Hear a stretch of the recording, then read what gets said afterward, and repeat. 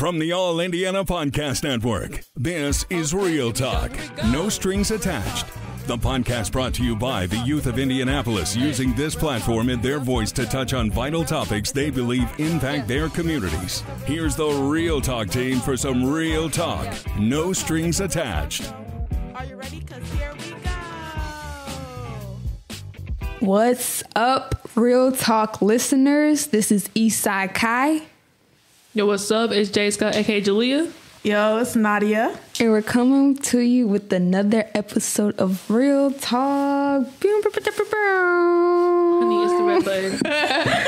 And today we're here with... I am Samantha Douglas. I'm the president of the Far Eastside Community Council. I'm the communications director for IDAC State, which is the Indiana Democrat African American Caucus. And I'm starting a C4 called Power to the Polls. Okay. Yes. And my name is Andy Nielsen. I am a candidate for Indianapolis City-County Council District 14. So on the east side of Indianapolis, neighborhoods of Community Heights, Irvington, Warren Park, parts of the Far East Side. My counselor. And Christian Park. And I've been working in, before running for office, have worked in government, public policy, advocacy my entire career. And I'm really excited to be here. It's so Okay, good to have y'all here. That's just Far East slay. Far East Side heavy. Not the west side. Tomato. Okay, but not too much on the west side, though. Honey, it's a lot on the west side. Anyways, let's get into it, y'all. Yeah, so the first question we have is, how do you guys define civic engagement? I think it is, so for me, it's being able to articulate what you want and then making decisions in political spaces to make those things happen, right? So whether that's advocacy or protesting or voting, if you can, that's what civically engaged is to me, like being involved in the way your community is being shaped, informed, and developed. That's beautiful. I mean, that's it. I think that what's really important is it's not just voting, and it's not just what happens in big fancy buildings, right? Like what you all are doing right now, this is civic engagement. Yes. Like having these conversations, this is civic engagement too. It's not just like, well, next week we got an election, so I better go be civically engaged. Right. So. You sound like Owen Wilson. Did you know that? Do I? Yes, a lot. Gosh. Now I'm not gonna forget that. We're telling my wife that, and I thought it was gonna be the issue. Oh, that's the thing. Sorry, you guys don't know who Owen Wilson. Not at all. No. Nope. Jeez. We're just going to go with it. Googling when they're listening to this. Owen. All right, go ahead, Nadia. Why is staying civically engaged important? Well, I think as Samantha, articulated, like if you're shaping the future of the community or communities that you're a part of, right? So if you care about like the community you're in right now, well, being involved and caring about that, right? That's obviously really important. Right. And I think as we were talking about before, civic engagement isn't just one thing, and it can look a lot different to a lot of different people. But whatever groups or clubs or other affiliations you have, you need to be paying attention to that as well. I think this is what's important, is like a lot of people will talk about how your future, like you're going to be there regardless, right? Whether you make good decisions or bad decisions, whether you're involved or not. And the truth of the matter is your community is the same way. Yeah. It's going to be developed, whether you have a say in that process or not. You're going to have elected officials, whether you have a say in that process or not. There's certain things that are going to happen in our communities, with our homes, with our families, all kinds of things that are going to happen. You might as well be involved and plan for it, right? Of course, there's problems with the system, right? And that's where you get a lot of people who don't want to be civically involved. Right. It's not a perfect system, but it becomes closer to what we want as we all engage in it. Yeah. I was wondering, so basically with being civically involved, how can kids who are like not really able to vote yet, or how can people who aren't really able to really know what to do, how are they able to get civically involved all the way through? Like, how are they able to fully be able to be civically involved without having to go vote because they're not old enough yet, or they're like around the edge, or they don't really know what to do? Well, I think it goes back to things like this. Yeah. Right? Like hosting conversations. I think, as being a young candidate, I'm not talking to other young people. It's like we have the most powerful resource on our side right now. And that's time. we have the ability to see so many other people who are doing things that, in whatever space, right? But like we're talking about, we're civically engaged, right? We see so many people who are elected, who have gone through this process maybe, who have been really successful or who have failed miserably in doing so. And so I think as young people, you really have the opportunity to be the best student that you can about looking at people and who do you see, who you admire in that space. What do they do well? What do they not do well? Right? So, I mean, I think that time is on your side to be able to really learn as much as possible so that when you are an adult and you are able to vote, you can be as informed as possible and then maybe one day step in yourself. But I think that because of technology and social media and everything else, right? Like, you're able to be more influential in all of the things that Samantha was talking about before, the future development of your community. Like you can step into that space right now a lot easier than it was even just like, I say this, when I was your age, right? Back in your day. Back in my day, right? I'll add too, like when I was in high school, I worked at the polls. You get out of school, one, you get paid for it, two, and you get to learn the process in an intimate way, right? Now, I'm not going to age myself, but it was not electronic when I was there, so it had a few more steps. But I'll never forget when I first worked the polls, it was one of the first years that they required you to bring your license. That was a very big deal. So I dealt with a lot of angry people, especially older people who are used to not having to bring their license, right? And they felt like it was a particular group's fault and why we're coming up with these rules now and stuff. But that was it was super impactful for me. And I never forget that sticks with me. So I think you can work at the polls. You can testify. Yeah. Okay? You can testify at the State House. You can testify at City Council. You can engage. So just because you can't vote for these elected officials, it does not mean that your voice doesn't matter or you shouldn't be heard. Go find out who your elected officials are because they're representing you too. Okay? If a sidewalk is there or not, that impacts your life, right? Yeah. Okay, so then they need to come hear your voice. You know what I mean? Yeah. So taking ownership, that's what I would love to see. To see you guys take ownership in this process and in this space and realize that our communities, they are really ours. That's your neighborhood. That's your sidewalk or lack thereof, right? That's your bus stop or lack thereof. So make sure you take ownership in those things and get involved in any way that you can. Voting is just one part. Right. Yeah, I like to remind elected officials that they work for you too. Right. Yep. Yeah, they don't just work for whomever because they're 18, right? I think about the district that I'm running to represent. There are 40,000 people who live in that district, right? That's a big responsibility.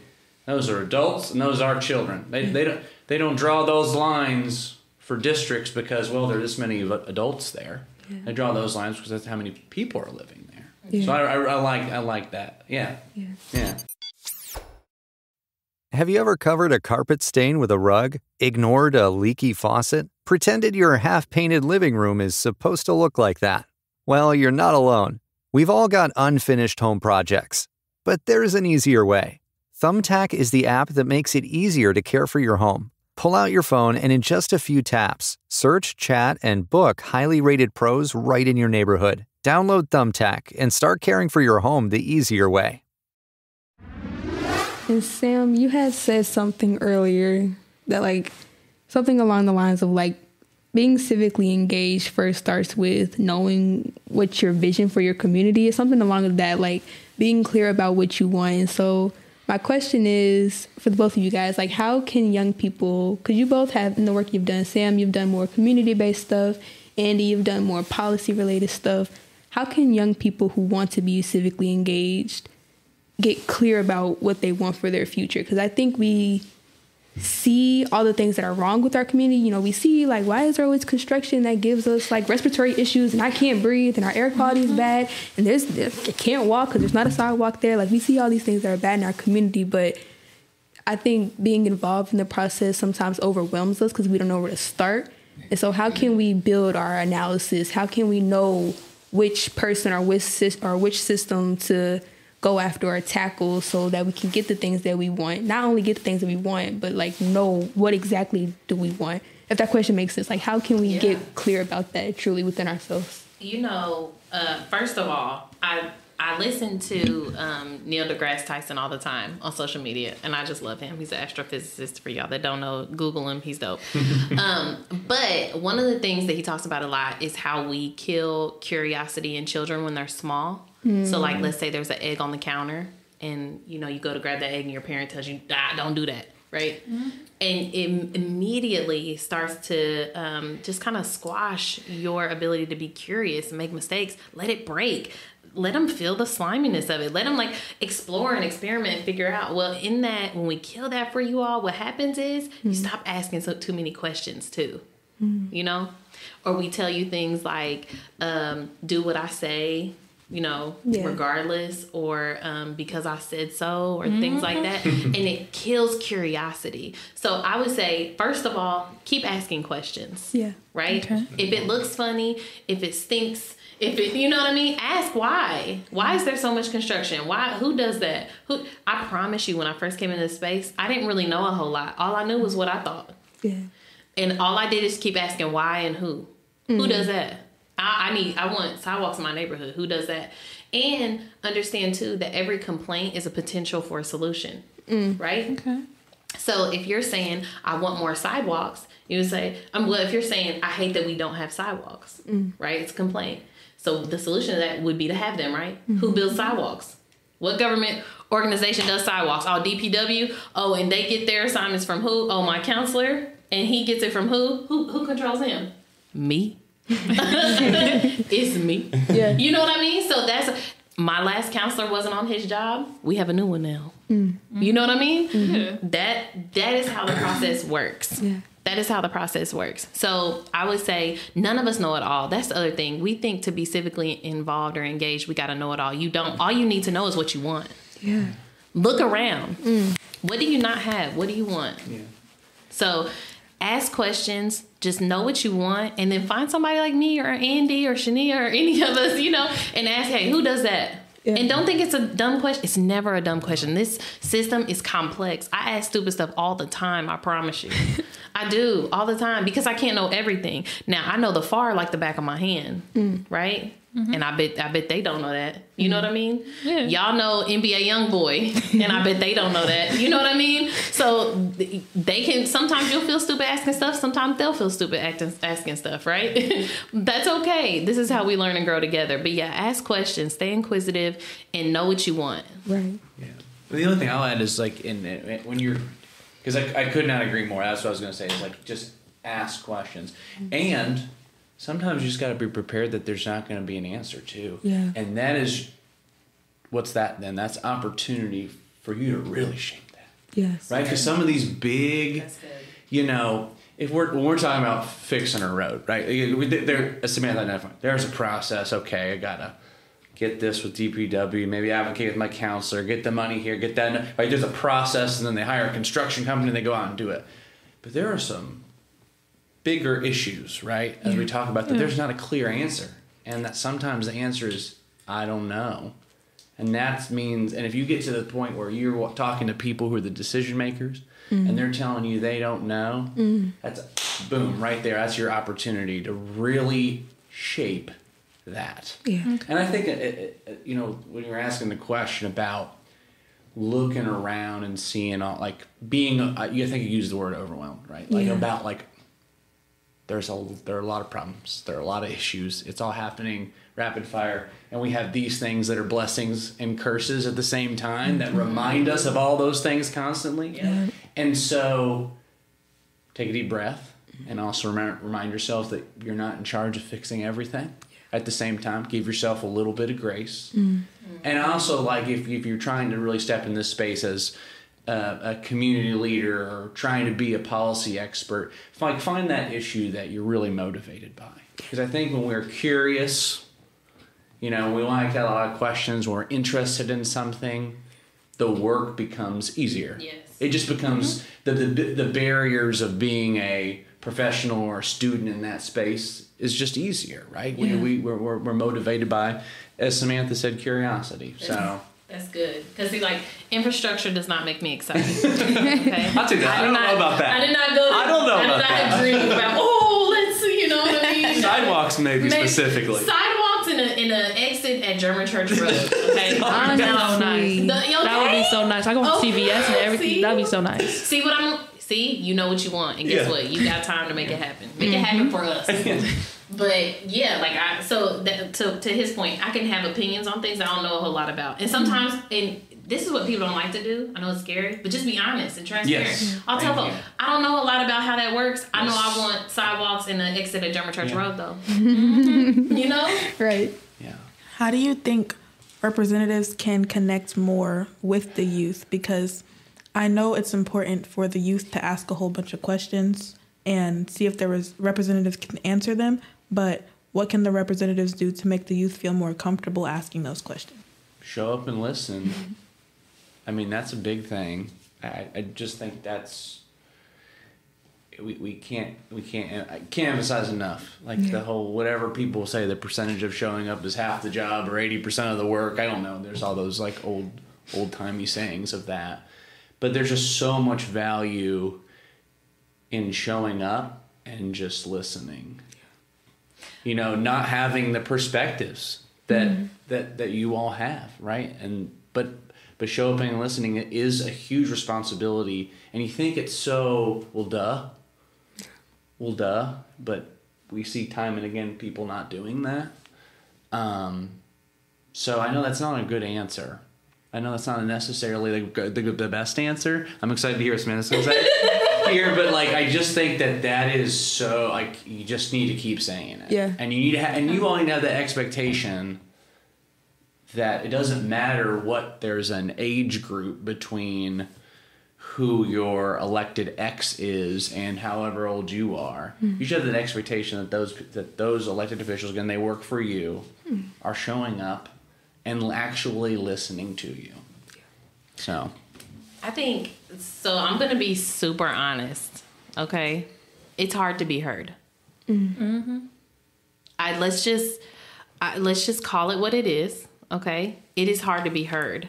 As a woman, as a Black woman, as a younger person in this space, it is hard to be heard, right? But it's worth it. It's worth that fight. And so I just want to put that out there, that I don't want you to think that you'll go into these spaces and just think that they'll just no, they won't. Okay. Some of them are just flat out jerks. Some of them come from a culture and a generation that does not respect younger voices and don't think that you're a priority. And that's important because that's why they don't reach out. Right. And so that is what it is. So I tell my kids, there's two worlds that we live in, the way that it is and the way that it should be. And we individually operate in how it should be while acknowledging and navigating how it is. Right. So unfortunately, it's going to be a struggle sometimes to be heard. And sometimes you may have to step out first and it's not right or fair. They should be reaching out to you. But sometimes you'll have to make yourself heard. So I wanted to throw that out there. But to all of the representatives and stuff, I think some of the things that they can do, some of the stuff that I do with candidates that I work with is we'll do a youth advisory council, right? Prioritize putting them on, or even if putting youth on an advisory council, period, right? Having a certain amount of spaces that go to people under a certain age. Making sure that they're in your ear the whole time. Candidate, look, you can hold Andy to that. Tell him you want a youth advisory council, okay, for his district. Find kids in his district and put them on it. Make sure that he's talking to them regularly. But things like that, I think, can engage people. Also, I always think it's important, and this is for youth or adults, we need to do a better job at explaining and connecting how legislation and political decisions impact our everyday life. Yeah. That is huge.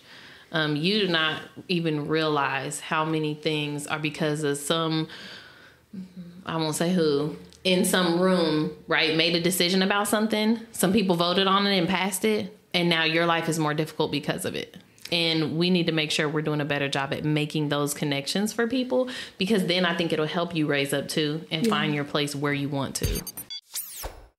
They say opposites attract. That's why the Sleep Number Smart Bed is the best bed for couples. You can each choose what's right for you, whenever you like. You like a bed that feels firm, but they want soft? Sleep Number does that. You want to sleep cooler, while they like to feel warm. Sleep Number does that too. Sleep Number smart beds also learn how you sleep and provide you with personalized insights to help you sleep even better. You have to feel it to believe it. Find the bed that's for both of you, only at a Sleep Number store. 9 out of 10 couples say they sleep better on a Sleep Number smart bed. Time to catch some Z's. J.D. Power ranks Sleep Number #1 in customer satisfaction with mattresses purchased in-store. And now during Sleep Number's biggest sale of the year, save 50% on the Sleep Number Limited Edition smart bed, plus special financing for a limited time. For J.D. Power 2023 award information, visit jdpower.com/awards. Only at a Sleep Number store or sleepnumber.com. See store for details.